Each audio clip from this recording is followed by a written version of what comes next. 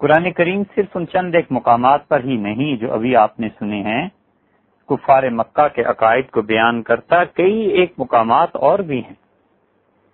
اور اب مقدمے کے طور پر اگر آپ یہ کہیں کہ کفار مکہ سے بھی پوچھنا چاہیے کہ ان کا یہ عقیدہ تھا یا نہیں تھا، تو اس کا مطلب یہ ہے کہ معاذ اللہ، اللہ نے ان کا عقیدہ ان سے نقل کرنے میں خیانت سے کام لیا ہے، تو یہ کفر ہے۔ یہ انسانوں کی عدالت نہیں ہے جہاں ایک الزام لگے تو دوسرے کو بلا کر پوچھا جائے کہ تم نے یہ حرکت کی یا نہیں کی۔ جب یہ بحث ہوگی تو الزام جرم ثابت ہوگا نا، کہ ملزم اور مجرم کا فرق انسانوں کے ہاں ہے۔ اللہ کسی سے بھی نقل کرنے میں اور خود کہنے میں اگر اس کے متعلق یہ ہو کہ وہ خیانت سے کام لیتا ہے اور خدا جھوٹ بولتا ہے معاذ اللہ، تو پھر تو سارے ہی عقیدے کا اللہ ہی حافظ ہے۔ اس لیے یہاں یہ ضرورت ہی نہیں ہے سرے سے کہ کفار مکہ سے بھی تصدیق کی جائے۔ اللہ تعالیٰ نے خود فرمایا یہاں پر سورہ عنکبوت میں انہی کا عقیدہ بیان کیا، اور اللہ نے کہا کہ وَلَئِن سَأَلْتَهُمْ 21ویں پارے میں 29ویں صورت ہے سورہ عنکبوت، اور اس کی آیت نمبر 61 میں آپ ان کفار کا عقیدہ دیکھیے۔ اللہ تعالیٰ نے فرمایا وَلَئِن سَأَلْتَهُمْ مَنْ خَلَقَ السَّمَاوَاتِ وَالْأَرْضَ، اور جو آپ ان سے پوچھیں کہ آسمانوں کو اور زمین کو کس نے بنایا ہے، وَسَخَّرَ الشَّمْسَ وَالْقَمَرَ، اور سورج کو اس کے کام میں، چاند کو اس کے اپنے کام میں کس نے لگایا ہے، لَيَقُولُنَّ اللَّهُ، کہیں گے یقیناً اللہ ہی نے یہ کام کیا ہے، اللہ تعالیٰ نے انہیں اپنے کاموں میں لگایا ہے۔ آسمانوں کا پیدا کرنے والا وہ، زمین کا پیدا کرنے والا وہ، سورج کو اتار چڑھاؤ اور اس کی وجہ سے جو دن اور رات پیدا ہوتے ہیں، یہ ساری کائنات کا، اس دنیا کی کائنات کا نظام چلانے والا وہ، اور چاند اس کی وجہ سے جو مہینے بنتے ہیں اور اس کی وجہ سے اس زمین پر جو اثرات مرتب ہوتے ہیں، ان سب کے تغیر اور تبدل کا مالک وہ۔ تو کفار مکہ بھی مانتے تھے، کہتے تھے کہ اللہ ہی ہے جو یہ کام کرتا ہے۔ اللہ تعالی نے فرمایا فَأَنَّا يُؤْفَكُونَ، پھر تم کہاں الٹ رہے ہو؟ کیوں نہیں سوچتے ان چیزوں کو؟ سوچو، غور کرو کہ اللہ نے تمہیں عقل دی ہے، ان ساری چیزوں کو سوچو۔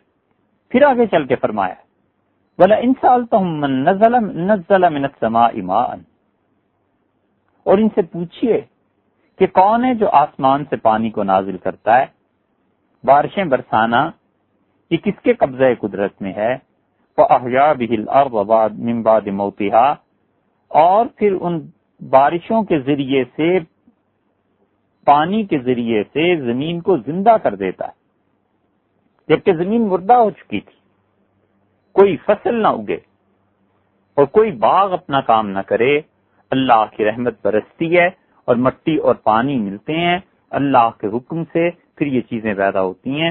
تم بتاؤ کہ آسمانوں سے پانی نازل کرنے والا کون، زمین کو زندگی دینے والا کون؟ لَيَقُولُنَّ اللَّهُ، کہتے ہیں کہ اللہ ہی ہے جو یہ کام کرتا ہے۔ تو جب یہ ساری چیزیں مانتے ہو کہ بارشوں کا نظام بھی اللہ کے قبضے میں، آسمانوں اور زمین کی پیدائش بھی اسی کے ہاتھ میں، شمس و قمر ان کی تحویل اور تبدیلی یہ بھی اسی کے ہاتھ میں، اور پھر بارشوں کے ذریعے زمین سے مختلف فصلیں اگانا ان کا مالک بھی وہ، جب تم ان سب عقیدوں کو مانتے ہو تو پھر کیوں نہیں اللہ کو اس طرح سے مانتے جیسے حضور اقدس صلی اللہ علیہ وسلم کہتے ہیں، یعنی اللہ کی وحدانیت اور توحید کے قائل ہو جاؤ۔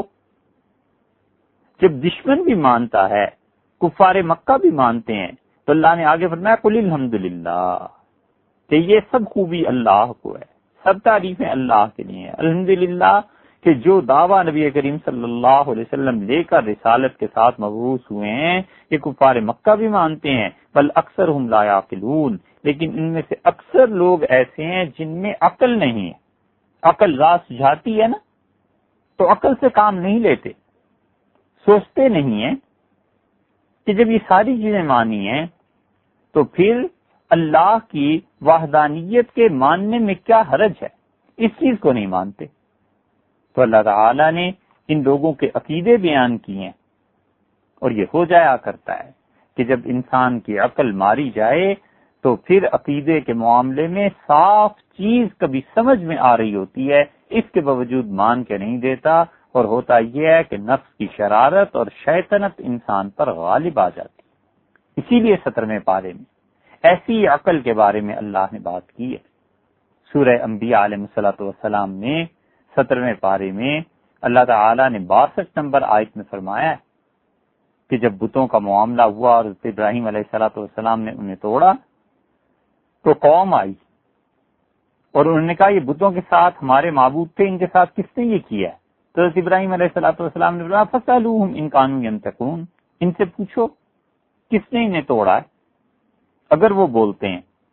64 نمبر آیت میں فَرَجَعُوا إِلَىٰ أَنفُسِهِمْ، وہ سوچنے لگے اپنے جی میں، اپنے دل میں انہوں نے سوچا، فَقَالُوا إِنَّكُمْ أَنْتُمُ الظَّالِمُونَ، اور اپنے آپ سے ہی کہنے لگے دل ہی دل میں کہ تم بڑے ہی بے انصاف ہو۔ سمجھ گئے کہ پتھر پوجنا کیا حاصل، احساس ہو گیا۔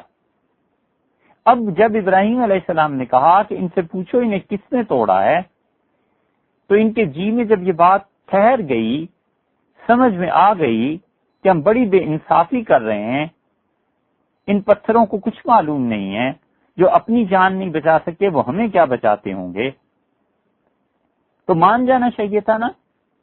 یہ ہے آگے عقل کی شرارت۔ 65 نمبر آیت میں اللہ فرماتے ہیں ثم نکسوا علی رؤوسہم، اور پھر انہوں نے جو گردنیں جھکائی تھیں ان کی عقل اندھی ہو گئی، اور جب عقل اندھی ہو جائے تو پھر انسان جو انکار کرنا ہوتا ہے وہ بھی اقرار میں کر لیا کرتا ہے۔ لقد علمت ما هؤلاء ينطقون، کہنے لگے ابراہیم علیہ السلام سے کہ تمہیں پتہ ہی ہے، تم جانتے ہی ہو جیسا یہ بولتے ہیں، مطلب نہیں بولتے، یا دوسرا ترجمہ کر لیجئے کہ ما هؤلاء ينطقون، یہ لوگ نہیں بولتے، یہ پتھر نہیں بولتے۔ تو ابراہیم علیہ السلام نے وہ نبوت کی عقل تھی، دیکھو اس دلیل کو کیسے پلٹا ہے۔ انہوں نے کہا تو پھر ان کی عبادت کرتے ہو جو تمہیں نفع بھی نہیں دیتے اور تمہارا کچھ بگاڑ بھی نہیں سکتے، اف لکم ولما تعبدون من دون اللہ، میں بیزار ہوں گئی، میں بری ہوں تم سے بھی، اور یہ جو تم جن کی عبادت کرتے ہو ان کو بھی، اللہ کے علاوہ میں سب سے بری ہوں، سب سے بیزار ہوں۔ افلا تعقلون، تمہیں سمجھ نہیں آتی؟ مان جانا چاہیے تھا نا اس اللہ کے بندے کی بات کو۔ قالوا حرقوہ، کہنے لگے جلاؤ اسے، وانصروا آلہتکم، اور اپنے ٹھاکروں کی مدد کرو۔ ان کنتم فاعلین، اگر کچھ کر سکتے ہو تو آج کر گزرو کہ اس گستاخ کو جلا دو، مار دو، اور اپنے خداؤں کی مدد کرو۔ سبحان اللہ، اتنی عقل بھی نہیں آئی کہ جو خدا تمہاری اپنی مدد کے محتاج ہیں، بھلا وہ تمہاری مدد کیسے کر سکیں گے؟ قلنا یا نار کونی بردا وسلاما علی ابراہیم، ہم نے کہا ہے آگ ٹھنڈی ہو جا اور آرام دہ بن جا حضرت ابراہیم علیہ الصلوۃ والسلام کے لیے، فارادوا بہ کیدا، اور وہ چاہتے تھے کہ اس کا برا ہو جائے ہمارے اس اچھے بندے کا، فجعلناہم الاخسرین، اور ہم نے وہ نقصان انہی پر پلٹا دیا، وہ اپنے مقصد میں کامیاب نہیں ہو سکے، اور ہم نے انہیں بچا لیا ابراہیم علیہ السلام کو، وہ لوطن اور لوط علیہ السلام کو، الی الارض التی بارکنا فیہا للعالمین، اس زمین کی طرف ہم نے ہجرت کا حکم دیا جس زمین میں ہم نے ساری جہان کے لیے، پوری دنیا کے لیے برکتوں کا سامان رکھا ہے۔ اس سے مراد سیریا، شام، اللہ نے شام کی زمین کو مقدس فرمایا ہے، برکت والی جگہ فرمایا ہے۔ تو اس طرح عقل پلٹ جاتی ہے جب سمجھ میں آ گئی بات کہ یہ بولتے نہیں ہیں، ان کے قبضے میں نفع اور نقصان نہیں ہے، پھر بھی پوجے جا رہے ہیں۔ یہاں بھی وہی حال ہے کہ اللہ نے فرمایا ان سے پوچھ کہ آسمان سے پانی کون برساتا ہے اور فصلوں کو کون اگاتا ہے، اور اس ساری کائنات میں یہ تصرفات کس کے ہیں؟ کہتے ہیں اللہ کے۔ قل الحمدللہ، آپ پہ یہ شکر ہے اللہ کا، خوبی ہے سب اللہ کو کہ جو میں تم سے منوانا چاہتا تھا تم اس طرح مانتے ہو، ایک درجہ اور آگے چلے جاؤ تاکہ یہ جھگڑے ختم ہو جائیں۔ یہ قرآن نے کفار مکہ کا عقیدہ نقل کیا ہے، تو رسول اللہ صلی اللہ علیہ وسلم کی ساری بحث اور رسالت کی ساری باتیں بنیادی طور پر عقیدے ہی سے متعلق تھیں، اور انبیاء علیہ الصلوۃ والسلام اسی لیے آیا کرتے ہیں کہ وہ کہتے ہیں انسانیت کا عقیدہ ٹھیک ہو جائے اور انسان صحیح عقیدے کے ساتھ جئیں تاکہ اللہ کی ناراضگی سے اور ہمیشہ ہمیشہ کی ناکامی سے یہ لوگ بچ سکیں۔ اور شیطان یہی چاہتا ہے کہ انسانوں کے عقیدے ٹھیک نہ ہو۔ وہ جو پختہ اور گہری سوچ ہے جب وہ ٹھیک نہیں ہوگی تو عملی زندگی میں اس کے اثرات مرتب نہیں ہوں گے۔ اب ہمارے زمانے میں دیکھ لیں، شاید بری بات ہے کہ آدمی شراب پیتا ہے، دوسرا نہیں پیتا، ایک ہیروئن پیتا ہے، دوسرا اسے کہتا ہے تم بھی پیو، وہ نہیں پیتا۔ اب کبھی اس کے پیچھے جائیں کہ کیوں ایک آدمی نے انکار کیا، تو بہت مرتبہ ایسے ہوتا ہے کہ وہ کہتا ہے جتنا بھی گناہ گار ہوں مگر میں اس حرام کام میں نہیں پڑتا۔ کس چیز نے اسے پینے سے روکا ہے؟ اللہ کے سامنے جواب دینے کے احساس نے، اور اس نے کہ اللہ نے منع کیا۔ 100 میں سے 2-4 ہی صحیح، چلو ایک ہی صحیح، لیکن وہ جو رکا ہوا ہے وہ اللہ کے سامنے جواب دینے کے احساس سے رکا ہوا ہے۔ یہ ہے وہ چیز جو عملی زندگی میں عقیدہ اثر انداز ہوتا ہے۔ تو سوچنے کی بات یہ ہے کہ کس عقیدے کے تحت زندگی بسر کر رہے ہیں، تینوں میں سے کس گروہ میں ہے؟ ایک عقیدہ وہ ہے جو انبیاء علیہ الصلوۃ والسلام لائے، کیا آپ اس گروہ میں ہیں؟ ایک عقیدہ وہ ہے جو شیطان نے دیا، کیا آپ اس گروہ میں ہیں؟ یا یہ کہ اسے پرواہ ہی نہیں ہے کہ میرا عقیدہ کیا ہے اور کیا نہیں ہے؟ یہ تو پھر آنکھ جب بند ہوگی پھر کھلے گی قبر میں، تو اللہ تعالیٰ نے منافق کے متعلق کہا ہے کہ وہ وہاں جب اس سے عقیدے کا سوال ہوگا تو کہے گا ہا لا ادری، ہائے ہائے مجھے تو کچھ پتا نہیں، اور فرشتوں کو کہے گا بس جو کچھ لوگوں کو میں نے دیکھا کہتے ہوئے میں نے بھی کہہ دیا، باقی اللہ کون ہے، دین کیا ہے، فیما کنتم، فرشتے پوچھیں گے زندگی کہاں گزاری، کہے گا کچھ پتا نہیں ہے۔ ان تینوں گروہوں میں سے آپ اپنا نام کس میں دلوانا چاہتے ہیں؟ یہ فیصلہ موت کا ہاتھ پڑنے سے پہلے پہلے آپ کے اختیار میں ہے۔ اللہ نے آپ کو اختیار دیا کہ عقیدہ آپ کا کیا ہے۔ 25ویں پارے میں دیکھ لیں، سورہ زخرف ہے، 43 نمبر سورت ہے۔ اللہ تعالی نے اس کی نویں آیت میں ان کفار مکہ پہ بحث کی ہے، اور اللہ نے فرمایا بلا ان سألتہم من خلق السماوات والارض، ان سے پوچھئے آسمانوں کو کس نے بنایا ہے، زمین کو کس نے بنایا ہے، لیقولن، تو ضرور یہ کہیں گے کہ یقیناً خلقہن، ان آسمانوں کو اور اس زمین کو پیدا کیا ہے اس ذات نے العزیز جو بڑی زبردست ہے۔ اس سے معلوم ہوتا ہے کہ کفار مکہ اللہ ہی کو نہیں صرف مانتے تھے، اس کی صفات کو بھی مانتے تھے۔ یہ اسی کی صفت علیہ کا ذکر ہے کہ العزیز، اللہ بڑا زبردست ہے، العلیم، بڑا علم والا ہے۔ قرآن نے اسی بات کو بڑھایا، الذی جعل لکم الارض مہدا، پھر تم یہ بھی غور کرو کہ وہی اللہ ہے جس نے اس زمین کو تمہارا بچھونا بنا دیا۔ ساری زمین اگر پہاڑوں جیسی بنا دیتا چلنا دشوار ہو جاتا، اور ساری زمین دلدل بن جاتی تو انسان کیسے یہاں پر زندگی بسر کر سکتا تھا؟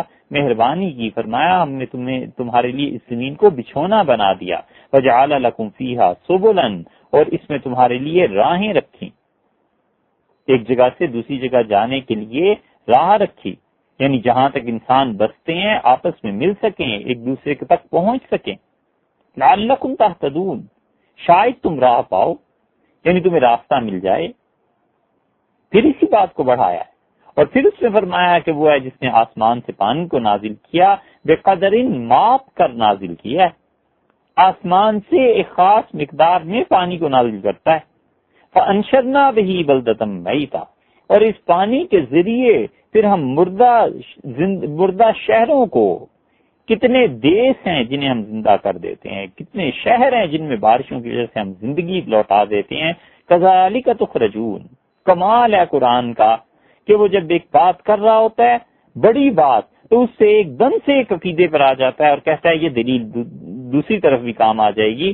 دیکھو یہاں پر دلیل بات ہو رہی ہے اللہ کے ہونے نہ ہونے کی، تو اللہ نے فرمایا ہم ہی ہیں جو آسمان سے پانی نازل کرتے ہیں اور ایک مقدار کے مطابق نازل کر دیتے ہیں۔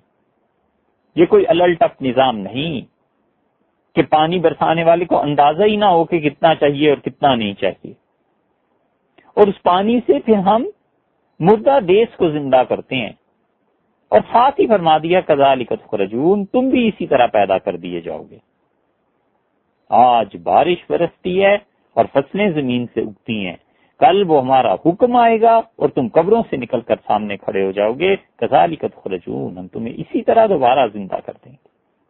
عجیب بات ہے، غور نہیں کرتے لوگ، وگرنہ یہ ایک آیت خود اللہ کے توحید اور اللہ کے ایک ہونے کو اور اللہ کے ہونے کو بس کافی ہے۔ اللہ نے کہا ہم نے آسمان سے پانی نازل کیا ایک مقدار کے مطابق، جتنا ہمیں ہے کہ کتنا پانی نازل کرنا ہے، ہم نے اس کے مطابق بس نازل کیا۔ آپ کبھی غور کریں اس کائنات میں پانی کے کتنے بڑے بڑے ذخائر ہیں۔ اٹلانٹک اوشن ہے، یہ بحیرہ ہند ہے، ہندوستان، اس کا ساحل، جدہ کا ساحل اور ترکی کا ساحل، اور کہاں کہاں پانی کے ذخائر ہیں۔ ان سارے پانیوں کو اللہ نے کمال قدرت سے نمک ڈال کر اور نمکین پیدا کیا۔ کیوں؟ یہ پانی بغیر نمک کے ہوتا تو پھر کیا ہوتا؟ اس پانی میں خدا ایسے ہی اگر مٹھاس اور شیرینی شامل کر دیتا جیسے وہ چقندر میں اور جیسے وہ آم میں پیدا کرتا ہے، تو پھر اس پانی کو کیا ہوتا؟ آپ غور کریں، پانی کے اتنے بڑے ذخیرے اگر یہ میٹھے ہوتے اور ان میں مٹھاس ہوتی تو گل سڑ جاتے، انسانی دنیا میں انسان کا وجود اور حیوانات کا وجود باقی ہی نہیں رہ سکتا تھا۔ اور ان کو بغیر نمک کے اگر اللہ چھوڑ دیتا تو آپ پانی کو کہیں رکھ کے دیکھ لیجئے، چند دن میں پانی سڑ جاتا ہے، اور اس کی بو کی وجہ سے اس کائنات میں زندگی ممکن ہی نہیں تھی۔ بہترین چیز جو پریزرو کر سکتی تھی پانی کو، نمک تھا۔ اللہ نے نمکین پانی، کھارا پانی سمندروں کا بنایا تاکہ یہ پانی کے ذخائر محفوظ رہیں، لیکن یہ انسان استعمال نہیں کر سکتا۔ یہ اس کا پورا ایک نظام ہے۔ پھر اس نے سورج کو تپایا تاکہ وہ اس سمندر پر پڑے، اور یہاں سے جو بھاری چیز ہے، پانی اور نمک دو چیزیں ہو گئی نا، جو ان میں بھاری چیز ہے وہ نیچے رہ جائے، اور اللہ نے اپنی قدرت سے بھاپ کو پیدا کر دیا کہ پانی بخارات کی صورت میں ہلکی چیز ہے اوپر کو اٹھ جائے، اوپر پھر جا کر اس کے بادل بن جائیں، پھر بادل ٹکریں، گرجیں، آپس میں ٹکرائیں، اور پھر ان سے بالکل صاف پانی نازل ہو اور انسان اس صاف پانی سے کام چلائے اور اس صاف پانی کو انسان پیے۔ آپ کیا سمجھتے ہیں یہ سارے کا سارا نظام، یعنی پانی میں نمک کو ملانا، پھر بھاری چیز کو نیچے چھوڑ دینا، اور پھر ہلکی چیز کا بخارات بن کے اوپر اٹھ جانا، پھر اس کے بادل بنانا، پھر اس کو نہایت شفاف کر کے نازل کرنا تاکہ انسان اس کو استعمال کر سکے، یہ سب کچھ خود بخود ہی ہو رہا ہے۔ کوئی مالک ہے ہی نہیں جس نے اس کائنات کو پیدا کیا ہو۔ اور یہ بھی سمجھ میں آنی چاہیے کہ انسان اتنی اچھی چیز ہے کہ اس کائنات کا دلہا ہے۔ اللہ نے اس دلہا کے لیے ہی تو سب کچھ کیا ہے۔ یہ ساری بستیاں اور یہ سارا جہان اسی کے لیے تو سجایا ہے، اس محبوب کے لیے ہی تو سب کچھ ہے، جس کا نام آپ انسان کہتے ہیں۔ اور یہ انسان ہی ہے جو اتنا نالائق واقع ہوا ہے کہ اللہ کی ذات کو تسلیم کرنے سے انکار کرتا ہے۔ اللہ نے یہاں کفار مکہ کا عقیدہ بیان کیا ہے۔ اللہ نے بتایا ہے کہ نہ صرف مجھے مانتے ہیں بلکہ العزیز العلیم، کہتے ہیں یہ زبردست ذات ہے جس نے ان چیزوں کو نازل کیا، بڑا علم والا ہے۔ اللہ تعالیٰ نے ایک اور جگہ سورہ زخرف دیکھ لیجئے، وہاں بھی یہی بات ارشاد فرمائی، یعنی کفار مکہ کا عقیدہ بیان کیا۔ 25ویں پارے میں 43 نمبر سورہ زخرف، اور اس کی بالکل آخر پہ 87 نمبر آیت ہے، اس میں اللہ نے پھر کفار مکہ کا ایک عقیدہ بیان کیا ہے، اور اللہ فرماتے ہیں بھلا ان سألتہم من خلقہم، اور آپ ان سے پوچھئے کہ تمہیں کس نے بنایا ہے۔ چھوڑو اس آسمان و زمین کو، اپنے متعلق کہو کہ تمہیں کس نے تخلیق کیا ہے، تم کس کی مخلوق ہو۔ لَيَقُولُنَّ اللَّهُ، تو یہ ضرور اے نبی صلی اللہ علیہ وسلم آپ کو جواب میں کہیں گے کہ ہمیں اللہ نے پیدا کیا، اللہ تعالیٰ نے ہی بنایا۔ دیکھا آپ نے، وہ اس کو بھی مانتے تھے کہ آسمانوں کو، زمین کو سب چیزوں کو، حتیٰ کہ ہمیں اللہ ہی نے پیدا کیا ہے. اللہ تعالیٰ نے فرمایا فَأَنَّىٰ يُؤْفَكُونَ. پھر آخر کون سا مقام ہے جہاں پہنچ کے ان کی عقل پلٹ جاتی ہے، ان کی سمجھ اوندھی پڑ جاتی ہے. وقیل ہی یا رب، اور قسم ہے آپ کی اس کہنے کی، یہ جو آپ بار بار ہم سے کہتے ہیں نا کہ ان ہؤلاء قوم لا یؤمنون، کہ اے میرے پروردگار یہ لوگ نہیں مانتے مجھے، میری بات کو نہیں مانتے، میرے پیغام کو یہ تسلیم نہیں کرتے. یہ جو آپ کا انہیں بار بار دعوت دینا ہے، ہمیں اس کہنے کی قسم ہے. کیا مطلب؟ مطلب یہ کہ آپ جتنا بھی انہیں کہتے ہیں ہم آپ پر اتنی رحمتیں نازل کرتے ہیں. آپ کے اصرار اور ان کے مسلسل انکار پر ہمیں رحم آتا ہے، آپ پہ ہم اپنی رحمتیں نازل کرتے ہیں. ہمیں قسم ہے آپ کے اس جملے کی کہ آپ ہماری طرف بلاتے ہیں. فَاصْفَحْ عَنْهُمْ، چہرہ مبارک پھیر لیں ان سے. وَقُلْ سلام، اور کہیے ان کو کہ سکھی رہو. اس سلام کا مطلب وہ سلام نہیں ہے جو ہمارے ہیں. اس سلام کا مطلب بیزاری کا اظہار جیسے ہوتا ہے کہ اچھا بھائی اپنا کام کرو. وَقُلْ سلام، انہیں کہیے کہ سلام ہے تمہیں، سکھی رہو. فَسَوْفَ يَعْلَمُونَ، اور آخر میں ان سب کو پتا چل جائے گا جب ہمارے پاس آئیں گے کہ عقیدہ کیا ہونا چاہیے، اور حضور اقدس صلی اللہ علیہ وسلم کس عقیدے کی دعوت دیتے تھے. ان ساری آیات کو، قرآن کریم میں بہت سی آیات اور بھی ہیں جن سے معلوم ہوتا ہے کہ کفار کے کیا عقائد تھے. ان ساری آیات کو سننے کے بعد آپ کے ذہن میں یہ بات آتی ہوگی کہ جب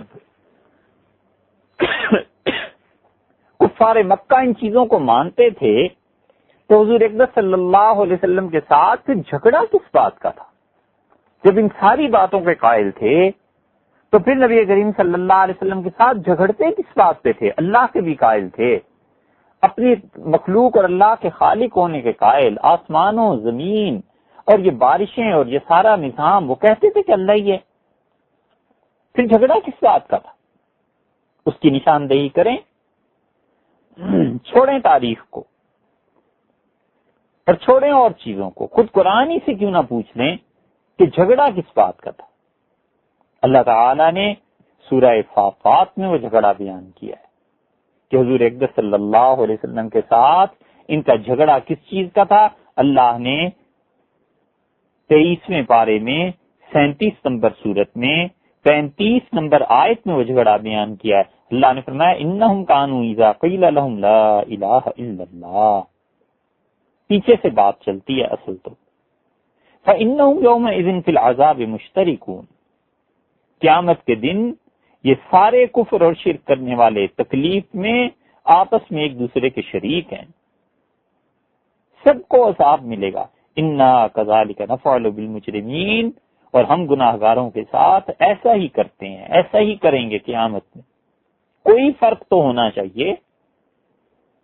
ایک شخص آپ خود سوچیں جس نے لا الہ الا اللہ پر مار کھائی ہے، جس نے اللہ کی وحدانیت اور اللہ کو ایک ماننے کے جرم میں اپنے گھر کی قربانی دی ہے، جس شخص نے اس عقیدے کے تحت حرام کے مال کو رد کیا ہے، کیا اس کو اچھا نہیں لگتا تھا کہ اس کی زندگی بھی آرام سے گزرے؟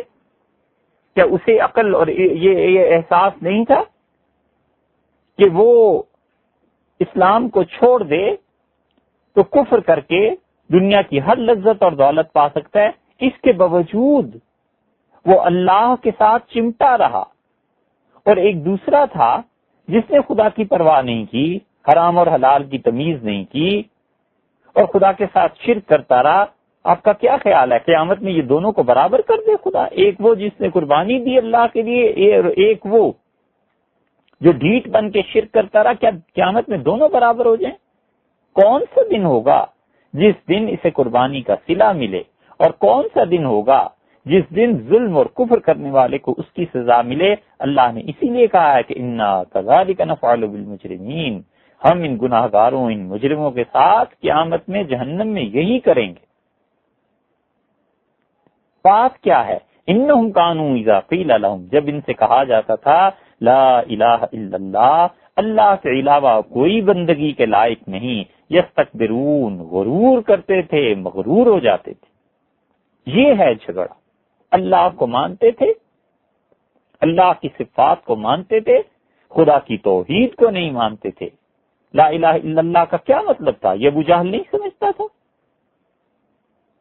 یہ ابو لہب نہیں سمجھتا تھا، حضور اقدس صلی اللہ علیہ وسلم کے مخالفین نہیں سمجھتے تھے، یہ سب کفار مکہ کو پتا تھا۔ اللہ نے فرمایا وَيَقُولُونَ، اور یہ کہتے ہیں اِنَّا لَتَارِكُو آلِهَتِنَا، کیا ہم اپنے ٹھاکروں کو چھوڑ دیں، اپنے خداؤں کو چھوڑ دیں، لِشَاعِرٍ مَجْنُونَ، کہتے ہیں یہ شاعر ہے محمد صلی اللہ علیہ وسلم، مجنون، دیوانہ ہے۔ جس ہستی کو وہ دیوانہ کہتے تھے منہ در منہ، اور کہتے تھے تم تو پاگل ہو گئے ہو معاذ اللہ، اور تم تو شاعر ہو، اس کے دل پہ کیا بیتتی ہوگی؟ کیا قیامت میں وہ جو دل دکھا تھا اس کا، اس ہستی کو، اور یہ جو اس کا دل دکھانے والے تھے، ان سب کو خدا برابر کر دے، کس دن آخر عدل ہوگا، کس دن انصاف ہوگا؟ اور جنہوں نے اپنے گھر چھوڑے تھے، اور جنہوں نے ہجرتیں کی تھیں، اور جو ستائے گئے تھے، کیا چیز تھی جس پہ وہ ستائے گئے تھے؟ وہ یہی لا الہ الا اللہ ہی تو تھا۔ اصل جھگڑا اللہ کی توحید کا تھا کہ وہ خدا کی توحید کے قائل نہیں تھے۔ اس لیے اللہ نے حضور اقدس صلی اللہ علیہ وسلم کو تسلی دی ہے کہ جو لوگ آپ سے ایسی باتیں کرتے ہیں نا، آپ بالکل نہ گھبرائیں، بالکل ان کی بات کا خیال ہی نہ کریں۔ یہ تو جن لوگوں نے اللہ کے دین کا کام کیا ہے ان سے پوچھئے کہ یہ تانے کیسے ملتے ہیں اور کیا چیز ہوتی ہے۔ اصل جھگڑا یہ تھا، کہتے ہیں اِنَّا لَتَارِكُو آلِهَتِنَا لِشَاعِرٍ مَجْنُونَ، ہم ایک پاگل شخص، معاذ اللہ، ایک شاعر کی وجہ سے اس عقیدے کو چھوڑ دیں جس عقیدے پر ہمارے باپ دادا تھے۔ ایک اور مقام دیکھیے، اصل جھگڑا عقیدے کا ہے کہ عقیدہ کیا ہے۔ 23ویں پارے میں سورہ صاد شروع ہوتی ہے، جہاں سے اللہ تعالی نے فرمایا صاد والقرآن ذی الذکر، قسم ہے ہمیں اس قرآن کی جو ہم نازل کر رہے ہیں، ذی الذکر، لوگوں یہ قرآن سمجھانے والا ہے، بہت چیزیں، بہت گرہیں کھولتا ہے۔ بل الذین کفروا، حقیقت یہ ہے کہ جو لوگ اللہ کی توحید کے منکر ہیں، خدا کو نہیں مانتے، اس کی ذات اور وجود کے منکر ہیں، فی عزت، یہ مغرور ہو گئے ہیں، وشقاق، اور انبیاء علیہ الصلوۃ والسلام سے مقابلے میں آتے ہیں۔ کم اہلکنا من قبلہم من قرن، ان سے پہلے کتنی ہی بستیاں تھیں، کتنی ہی سنگتیں تھیں، کتنے ہی علاقے تھے جنہیں ہم نے برباد کر دیا، ہلاک کر دیا۔ فنادو، اور پکارنے لگے، عین جب ہمارا عذاب نازل ہوا تو اس وقت عالم آخرت کھلا، پکارنے لگے کہ اللہ بچا لے، جیسے فرعون کہنے کا میں اب ایمان لاتا ہوں۔ فنادو، پکارنے لگے، ولا تہین مناس، اور یہ وہ وقت ہی باقی نہیں رہا تھا جو نجات کا وقت ہوا کرتا ہے۔ واجبو، اور آپس میں اچنبا کرتے ہیں، حیرت کا اظہار کرتے ہیں۔ ان جاءہم منذر منہم، جب انہی کی بستی میں ایک آدمی نے ڈرانے والا آیا۔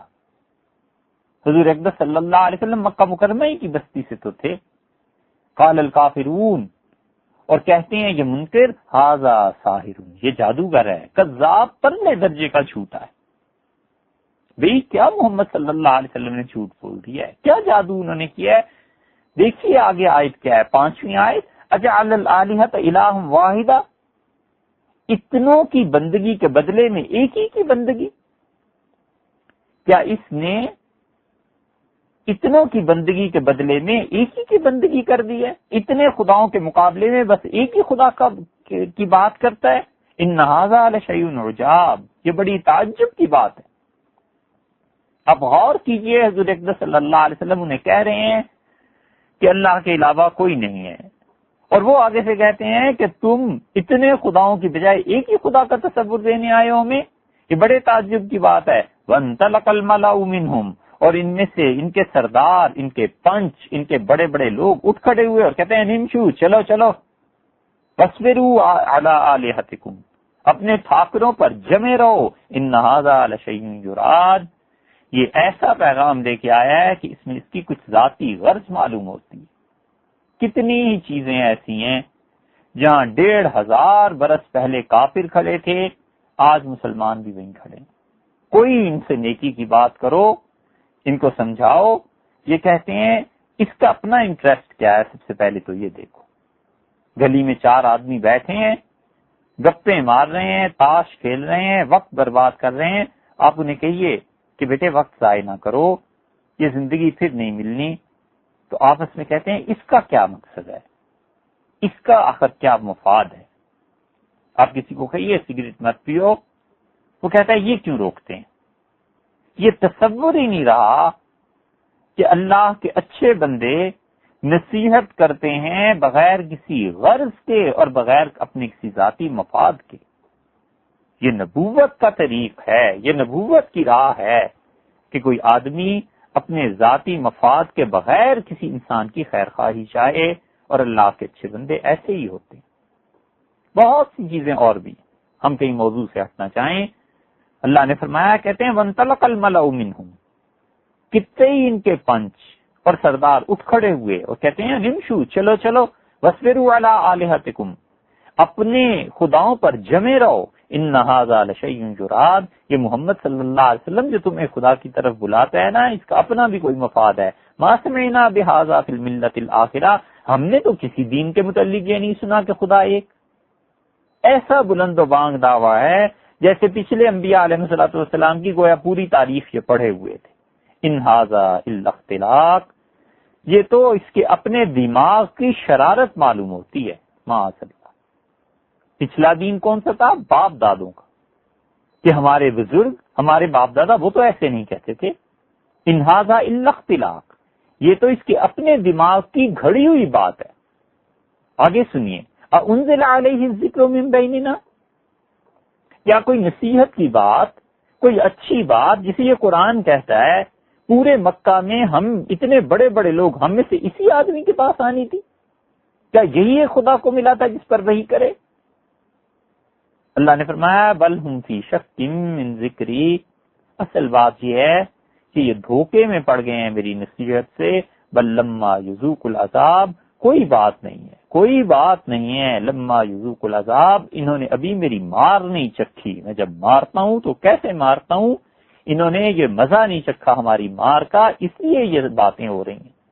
آپ سوچئے حضور اکبر صلی اللہ علیہ وسلم کے سامنے منہ در منہ کہنا کہ جھوٹے ہو، شاعر ہو، تمہارا اپنا مفاد ہے اور یہ تمہاری اپنی گھڑی ہوئی باتیں ہیں، ہم نے تو نہیں سنا کبھی بھی، چلو اٹھو مت سنو اس کی بات، ہم اپنے خداؤں پر جمے رہیں گے۔ یہ کس قدر تکلیف دہ فکرے تھے کہ بنیادی انسانیت ان لوگوں میں نہیں رہی تھی۔ اسی لیے تو اللہ نے کہا ہے، رسول اللہ صلی اللہ علیہ وسلم کو تسلی دی ہے۔ سورہ حج کے آخر پہ اللہ نے کہا ہے، اللہ نے کہا فَاصْدَعْ بِمَا تُؤْمَرُ وَأَعْرِضْ عَنِ الْمُشْرِكِينَ، صاف صاف کھول کے سنا دیجئے جو کچھ ہم نے آپ کو کہا ہے، اور آپ دھیان ہی نہ کیجئے جو ہمارے ساتھ شرک کر رہے ہیں یا آپ کا مذاق اڑاتے ہیں۔ اِنَّا كَفَيْنَاكَ الْمُسْتَهْزِئِينَ، ہم خوب اچھی طرح جانتے ہیں، ہم بہت کافی ہیں، وہ لوگ جو آپ کا مذاق اڑاتے ہیں ان کا مقابلہ کرنے کے لیے ہم کافی ہیں، آپ کیوں تنگ ہوتے ہیں؟ الذین یجعلون مع اللہ الہا آخر، یہ اللہ کے علاوہ کسی اور کو خدا بنائے ہوئے ہیں نا، فسوف یعلمون، انہیں عنقریب پتہ چل جائے گا، یہ معلوم کر لیں گے کہ میرے ساتھ شرک کا کیا ماحصل اور نتیجہ نکلتا ہے۔ آپ کو جھوٹا کہتے ہیں اور آپ پہ طنز کرتے ہیں اور آپ کا مذاق اڑاتے ہیں۔ وَلَقَدْ نَعْلَمُ أَنَّكَ يَضِيقُ صَدْرُكَ، ہمیں خوب پتہ ہے بما یقولون، جو کچھ یہ کہتے ہیں نا، ان سے آپ کا سینہ بڑا تنگ ہوتا ہے، آپ کا جی دکھتا ہے، دل جلتا ہے ان پہ۔ ہمیں خوب پتہ ہے کہ آپ کے سینہ مبارک میں بڑی گھٹن پیدا ہو جاتی ہے، یہ جو کچھ یہ کفار مکہ آپ کے خلاف بکتے ہیں، بس ایسا وقت جب آ جائے تو آپ کیا کیجئے، فسبح بحمد ربک، آپ اپنے رب کی خوبیاں بیان کیا کیجئے، آپ اللہ کو یاد کیا کیجئے، وقم من الساجدین، اور آپ ہمارے سامنے سجدے کر لیا کیجئے، ہم تو آپ کے ہیں۔ وعبد ربک، اور آپ تو بس بندگی کرتے رہیے ہماری حتی یاتی الیقین، یہاں تک کہ موت کی یقینی کیفیت پیش آ جائے، آپ ہماری بندگی کرتے ہی رہیے۔ کفار کی مخالفت کا علاج یہ ہے کہ نماز پڑھتے رہیے، آپ کے غم ہم دور کر دیں گے، آپ کی پریشانیاں دور کر دیں گے۔ یہ ہے اصل جھگڑا کہ کہتے تھے کہ اس نے اتنے خداؤں کو ایک خدا کر دیا، اور یہ جو ان کا دعویٰ کہ ہم نے کہیں نہیں سنا، ہم سے پہلے، تم سے پہلے معاذ اللہ کسی نے نہیں کہا، اللہ نے اس کا بھی جواب دیا ہے۔ یہ بات نہیں ہے کہ حضور اکرم صلی اللہ علیہ وسلم کوئی تنہا اس بات کو لے کے آئے تھے، یہ عقیدے ہی کا جھگڑا سب انبیاء علیہ الصلوۃ والسلام کا اپنی قوموں کے ساتھ رہا ہے۔ اسی لیے 17ویں پارے میں سورہ انبیاء علیہ الصلوۃ والسلام آپ دیکھیں اللہ تعالیٰ نے کیا کہا ہے۔ اللہ تعالیٰ نے 17ویں پارے میں 21ویں سورت ہے یہ، اور اس کی 25 نمبر آیت میں فرمایا ہے، اللہ نے فرمایا وما ارسلنا من قبلک من رسول، اور آپ سے پہلے ہم نے کوئی رسول ایسا نہیں بھیجا الا نوحی الیہ، مگر یہ کہ اس کی طرف وحی کی ہے۔ کوئی رسول ایسا نہیں تھا جسے ہم نے دنیا میں بھیجا اور اس کی طرف اس بات کی وحی نہ کی ہو۔ کس بات کی؟ انہ لا الہ الا انا، کہ میرے علاوہ کوئی بندگی کے قابل نہیں، میرے علاوہ کسی کی بندگی نہیں چاہیے۔ فعبدون، میرے بندو میری بندگی اختیار کرو، میری عبادت کرو۔ اللہ کو ایسا اصرار ہے اپنی توحید پر، اور اللہ کہتا ہے ہم نے ہر ایک کو اسی لیے بھیجا تھا کہ وہ پیغام دیں اپنی امتوں کو، لا الہ الا انا فعبدون، میرے علاوہ کسی کی بندگی نہیں ہے، میرے بندے بن کے رہنا۔ اس سے معلوم ہوا کہ قرآن ہمیں بتاتا ہے کہ تمام انبیاء علیہ الصلوۃ والسلام کا اصل جھگڑا اپنی قوموں کے ساتھ اس اللہ کے مسئلے پر رہا ہے کہ ان میں سے کچھ امتیں قائل ہی نہیں تھیں سرے سے خدا کی، اور کچھ ایسی تھیں جو خدا کو خدا مانتی تھیں مگر شرک کرتے تھے، اللہ کے ساتھ اوروں کو بھی شریک ٹھہراتے تھے۔ اللہ نے ہر طرح کے کافروں کا ذکر قرآن کریم میں کیا ہے۔ اللہ تعالی نے 13ویں پارے میں سورہ ابراہیم میں ذکر کیا ہے کہ انبیاء علیہ الصلوۃ والسلام جب آئے تو قوموں نے انہیں کیا کہا۔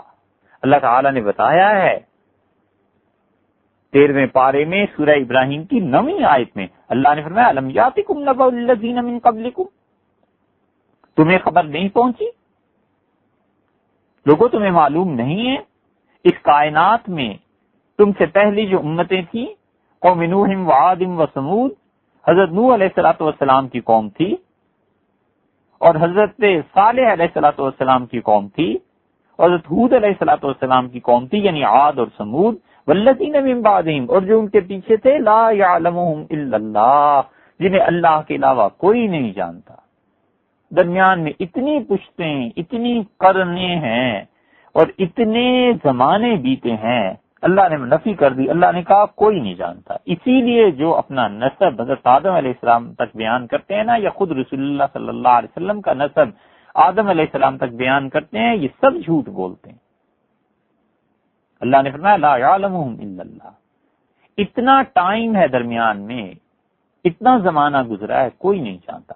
جاءتہم رسلہم بالبینات، ان امتوں کے پاس ان کے رسول معجزات لے کے آئے، فردوا ایدیہم فی افواہہم، پھر ان امتوں نے اپنے ہاتھ ان انبیاء علیہ الصلوۃ والسلام کے منہ میں دے دیے، وقالوا انا کفرنا بما ارسلتم بہ، اور کہنے لگے ہم نہیں مانتے جو پیغام تم لے کے آئے ہو، ہم نہیں مانتے اللہ کو۔ وَإِنَّا لَفِي شَكٍّ مِّمَّا تَدْعُونَنَا إِلَيْهِ مُرِيبٍ، اور جس چیز کی طرف تم ہمیں دعوت دے رہے ہو آخرت میں، عقیدہ اور اللہ کی راہ،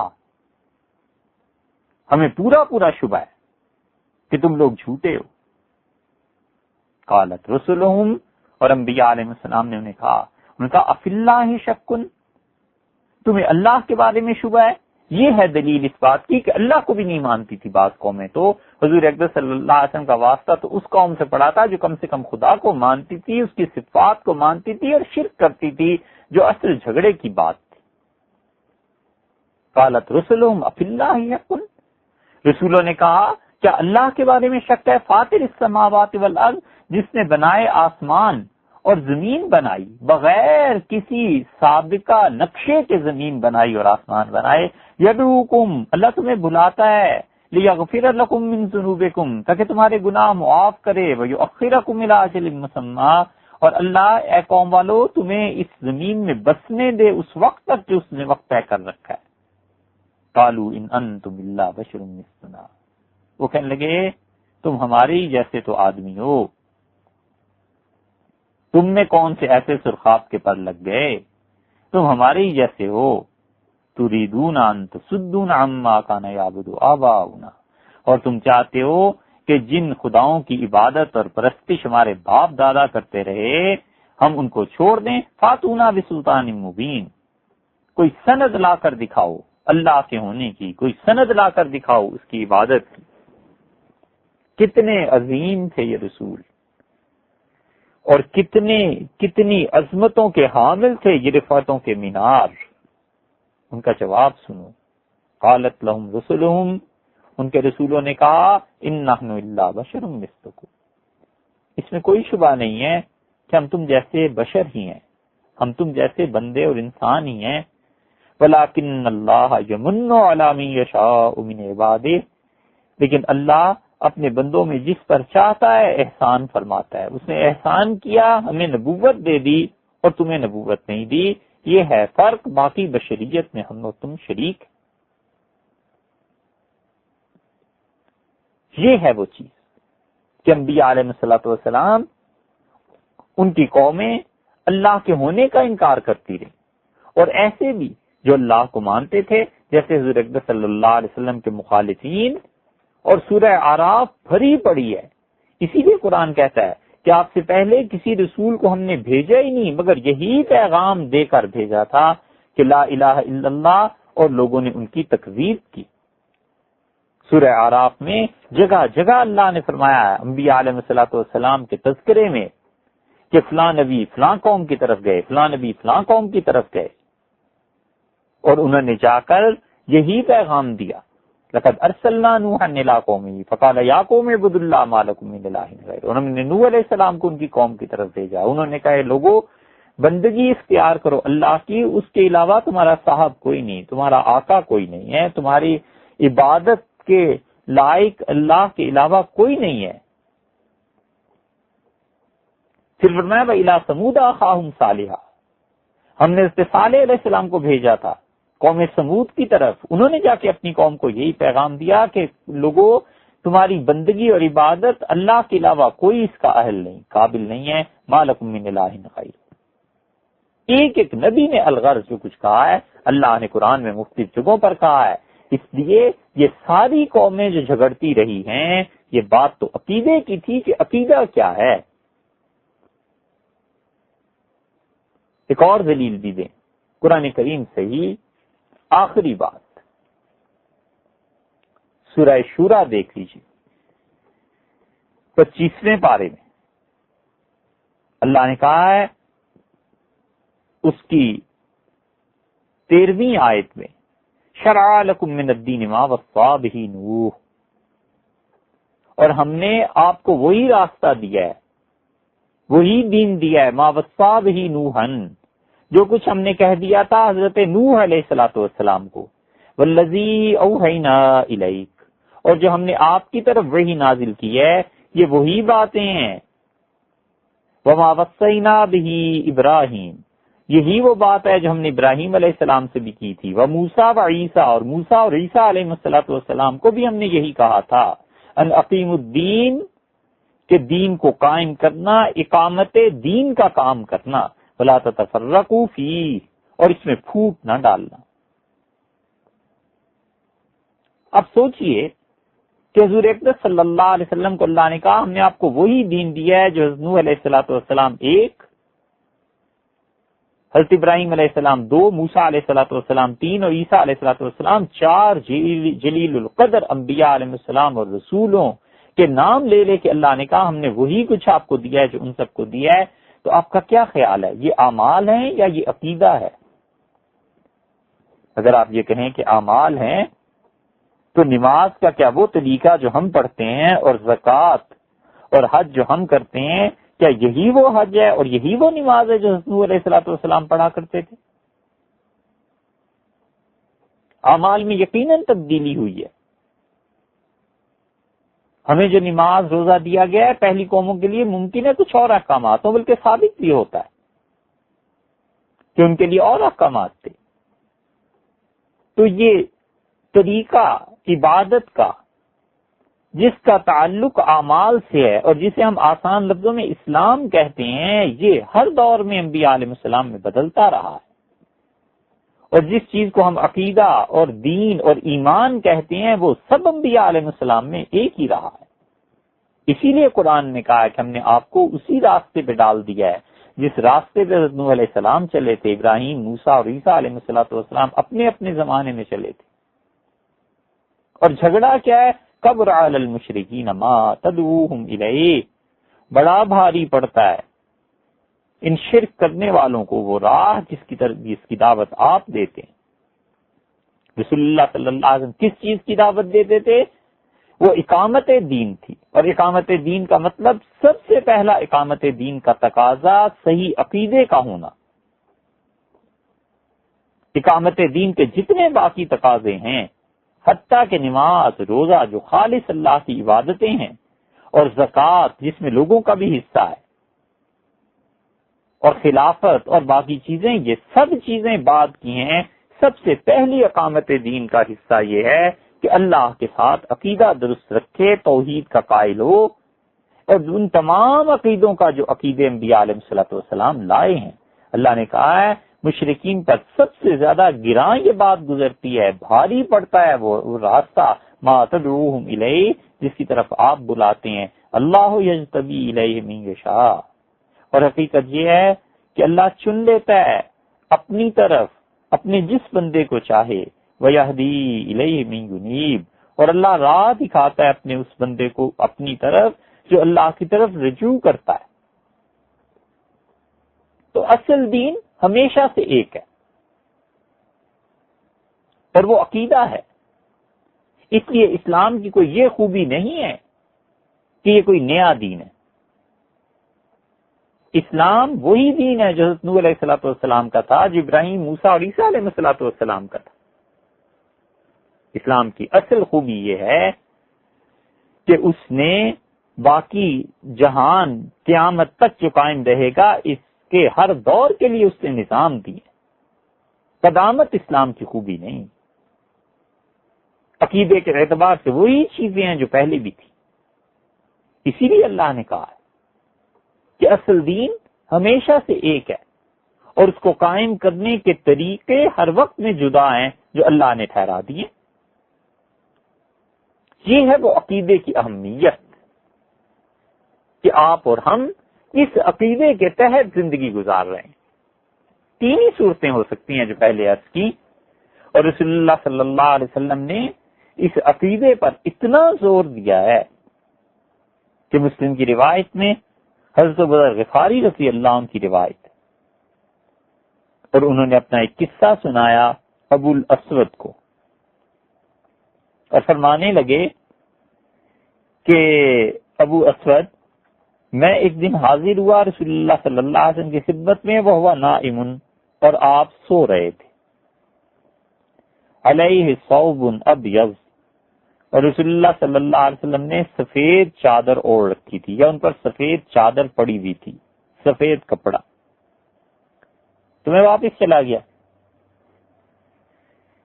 میں پھر حاضر ہوا تو حضور اقدس صلی اللہ علیہ وسلم سو رہے تھے، میں پھر چلا گیا، ثم اتیتہ، پھر تیسری مرتبہ جب حاضر ہوا تو قد استيقظ، رسول اللہ صلی اللہ علیہ وسلم بیدار ہو چکے تھے۔ تو میں قریب بیٹھ گیا تو مجھ سے فرمایا، ابو ذر، ما من عبد قال لا الہ الا اللہ، دیکھو جو کوئی بھی آدمی اس بات کا اقرار کرے کہ اللہ کے علاوہ کسی کی بندگی نہیں ہے، ثم مات علی ذالک، پھر اس کے بعد اسی عقیدے پر مر گیا، الا دخل الجنہ، تو اس کا کوئی اجر اور ثواب نہیں اس سے کم کہ اللہ اسے جنت میں داخل کر دے، بس اس کا ثواب، اس کا اجر، سب سے بڑی بات یہ کہ جنت اسے ملے گی۔ حضرت ابو ذر رضی اللہ عنہ نے فوراً اعمال کی بات کی۔ ان کے ذہن میں آیا کہ لا الہ الا اللہ کا اقرار کرنے والے تو ایسے اور ایسے لوگ بھی ہیں، تو انہوں نے 2 مثالیں پیش کی اور عرض کیا وَإِن زَنَا وَإِن سَرَقَ، اللہ کے رسول کوئی آدمی بدکاری کرتا ہے اور کوئی چوری کرتا ہے تو کیا لا الہ الا اللہ سے اقرار کے ساتھ اتنے بڑے گناہگار یہ بھی جنت میں چلے جائیں گے؟ اس لیے کہ زنا سب سے بڑا حق ہے اللہ کا جو انسان ضائع کرتا ہے، نیگیٹو سائڈ پہ گناہ کے کاموں میں اور نیکی کے کاموں میں نماز اللہ کا سب سے بڑا حق ہے جو انسان ضائع کرتا ہے۔ خدا کی سب سے بڑی نافرمانی حقوق اللہ میں سے زنا ہے، اس کا تعلق حقوق العباد سے نہیں ہے، اللہ کا سب سے بڑا حق ضائع کرتا ہے، سب سے بڑی نافرمانی وہ ہے حقوق اللہ میں۔ اور نماز کا چھوڑ دینا یہ حقوق اللہ میں سب سے بڑا ظلم ہے جو اپنی طرف سے کر رہا ہے، معاذ اللہ۔ اور حقوق العباد میں سب سے بدتر چیز کسی کے مال پر ناجائز قبضہ، اس لیے کہ اللہ نے کہا جعل اللہ لکم قیاما، تمہارے مال کو اللہ نے تمہاری زندگی کا سبب بنایا ہے، اس کی وجہ سے تم جیتے ہو۔ تو سب سے بدتر چیز یہ ہے کہ کوئی انسان کسی کا مال ناجائز طریقے سے ہڑپ کر لے۔ تو اس لیے بہترین چوٹی کی 2 باتیں حضرت ابو ذر رضی اللہ عنہ نے عرض کی، وقال اللہ کے رسول ایسا اور ایسا، قال وَإِن زَنَا وَإِن سَرَقَ، ارشاد فرمایا ابو ذر اگرچہ وہ بدکار ہو اور اگرچہ وہ چور ہو لیکن لا الہ الا اللہ کا جب اقرار کرے گا تو انجام کار آخر پہ جنت میں پہنچ ہی جائے گا۔ تو ابو ذر رضی اللہ عنہ کو بڑا تعجب ہوا، انہوں نے پھر اپنی بات کو دہرایا اور کہا وَإِن زَنَا وَإِن سَرَقَ، اگرچہ ایسا اور ایسا ہو، حضور اقدس صلی اللہ علیہ وسلم اگرچہ ایسا اور ایسا ہو۔ انہوں نے پھر عرض کیا 3 مرتبہ کہ اللہ کے رسول کیا فرماتے ہیں اگرچہ وہ اتنے بڑے بڑے گناہوں میں ہو، رسول اللہ صلی اللہ علیہ وسلم ان زنا و ان سرق، اگرچہ وہ ایسا اور ایسا ہو۔ 4 مرتبہ، ثم قال فی الرابعہ، 4 مرتبہ جب حضرت ابو ذر رضی اللہ عنہ نے تعجب سے پھر پوچھا نا، وہ اپنے ان گناہوں کو بہت بڑا سمجھتے تھے اور ہیں بھی بڑے گناہ، تو رسول اللہ صلی اللہ علیہ وسلم علی رغم انف ابی ذر، ابو ذر تمہیں کتنا ہی ناگوار کیوں نہ گزرے، ابو ذر کی ناک مٹی میں ملے۔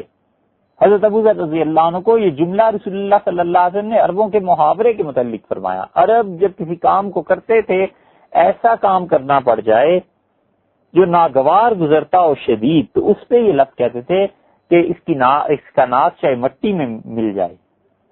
تو حضور اقدس صلی اللہ علیہ وسلم ابو ذر کو کتنا ہی ناگوار کیوں نہ گزرے، ابو ذر کی ناک مٹی میں مل جائے۔ آخر کار ایک چور اور ایک زانی کا انجام اگر لا الہ الا اللہ پر موت آ گئی تو وہ جنت میں چلا ہی جائے گا۔ ابو ذر رضی اللہ عنہ اٹھے وہاں سے، اور ابو ذر رضی اللہ عنہ پر ایک وجد کی کیفیت، نشہ طاری ہو گیا حضور اقدس صلی اللہ علیہ وسلم کی اس بات کا کہ میرا نام مبارک انہوں نے لیا اور مجھ سے فرماتے ہیں کہ ابو ذر کو کتنا ہی ناگوار کیوں نہ گزرے۔ فخرج ابو ذر نکلے، وہ یقول، اور وہ بار بار کہہ رہے تھے وَإِن رَغِمَ أَنْفُ أَبُو ذر وَإِن رَغِمَ أَنْفُ أَبِي ذر، چاہے ابو ذر کو کتنا ناگوار گزرے، چاہے ابو ذر کی ناک مٹی میں ملے، وہ آدمی جنت میں چلا جائے گا۔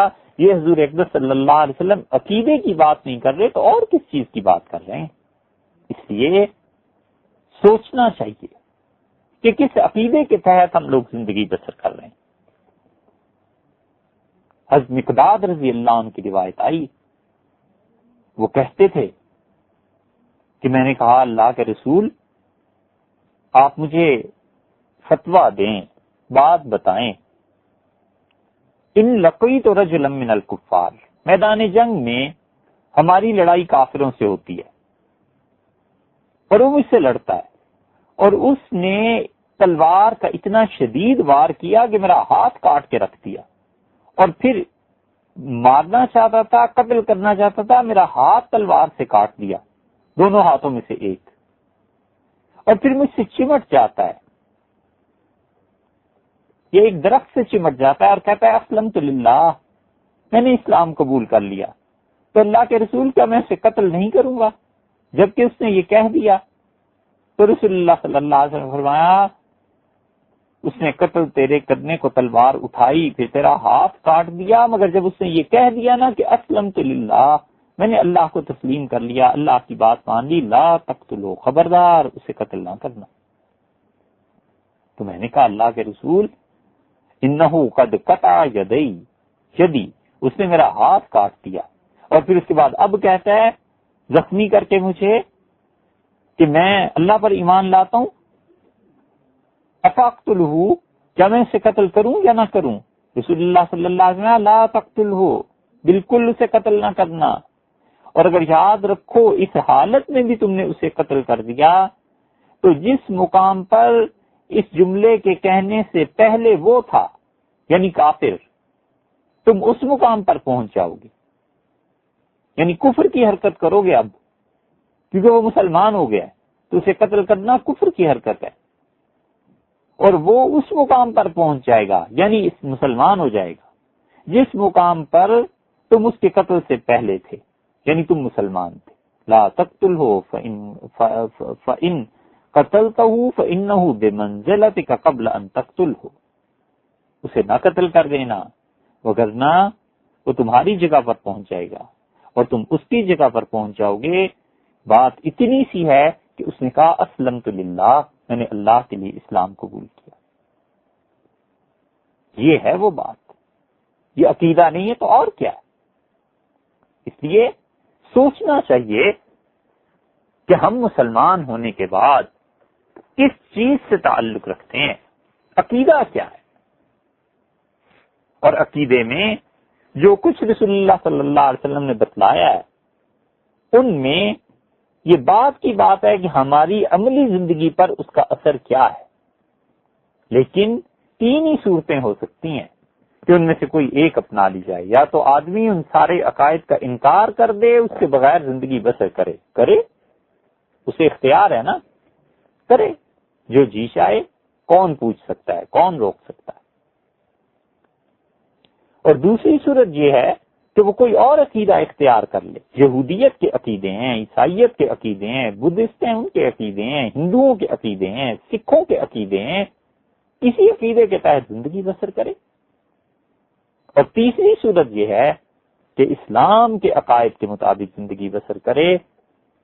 اب یہ انسان کے آپ کے اپنے اختیار میں ہے، آپ خود سوچئے کہ آپ اپنا ووٹ کس بینک بیلنس میں ڈالنا چاہتے ہیں، اور آپ خود سوچئے کہ آپ اپنا اکاؤنٹ کہاں سے کیش کرانا چاہتے ہیں، اور یہ آپ کے اختیار میں ہے کہ آپ قیامت میں کس جماعت کے ساتھ اٹھنا چاہتے ہیں۔ عقیدہ اتنی اہم چیز ہے، اور کتاب و سنت کی یہ ساری شہادتیں بتاتی ہیں کہ انسان اپنے عقیدے کے بغیر کچھ نہیں ہے، اور جب تک وہ اپنے عقیدے کو واضح اور صاف نہیں کرتا، ایسے نہ ہو کہ خدا نخواستہ موت آ جائے اور وہ آخر پہ پہنچ کے قبر میں یہی کہے کہ لوگ جو کچھ کہتے تھے میں بھی کہتا تھا، باقی عقیدہ مجھے کچھ معلوم نہیں۔ معاذ اللہ، اللہ تعالیٰ اپنی پناہ میں۔